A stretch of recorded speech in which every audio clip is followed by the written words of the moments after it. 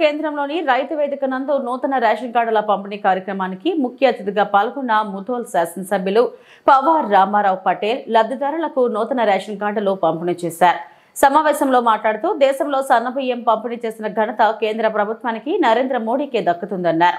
నియోజకవర్గంలో అర్హులైన పేదవారికి ఆహార భద్రత కల్పించి ఉచితంగా సన్నబియ్యం పంపిణీ చేయడం జరుగుతుందన్నారు. అర్హులైన ప్రతి లబ్ధిదారుడికి సంక్షేమ పథకాలను అందజేసేందుకు కృత నిశ్చయంతో ఉన్నట్లు పేర్కొన్నారు.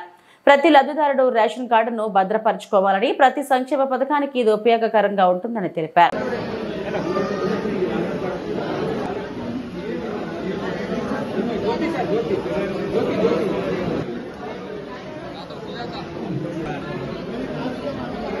బియ్యం వేయడం జరుగుతుంది. ఈ 6 కిలోల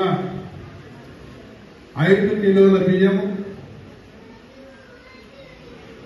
కేంద్ర ప్రభుత్వం నరేంద్ర మోదీ గారు ఇస్తారు. అదేవిధంగా మన 1 కిలో రాష్ట్ర ప్రభుత్వం ఇస్తుంది. మన రాష్ట్ర ప్రభుత్వం సన్నం బియ్యం ఇస్తుంది అని చాలా మంచి పేషెంట్ వాళ్ళకి స్వాగతం చేస్తాం. కానీ 1 కిలో బియ్యానికి 39 రూపాయల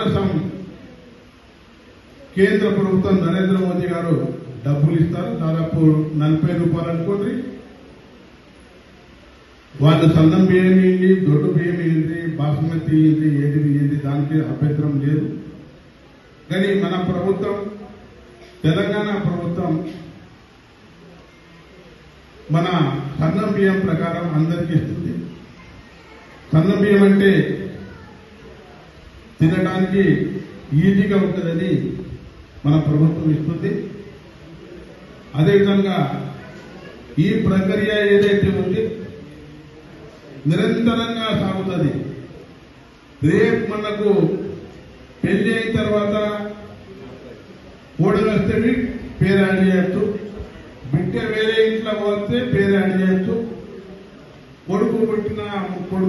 బిడ్డ పుట్టినా కూడా పేర్లు కంటిన్యూగా తహసీల్ ఆఫీస్ లో మీ సేవలో ఎంట్రీ చేసుకొని ఈ ప్రక్రియ ఎప్పుడు కూడా బంద్ కాదు. నిరంతరంగా పాత ప్రమాణాలు ఎట్లా ఉంటే అట్లానే ప్రక్రియ నడుస్తుంది.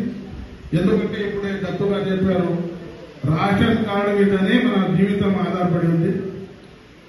రాజీవ్ ఆరోగ్యశ్రీ అనుకోండి, ఇంకా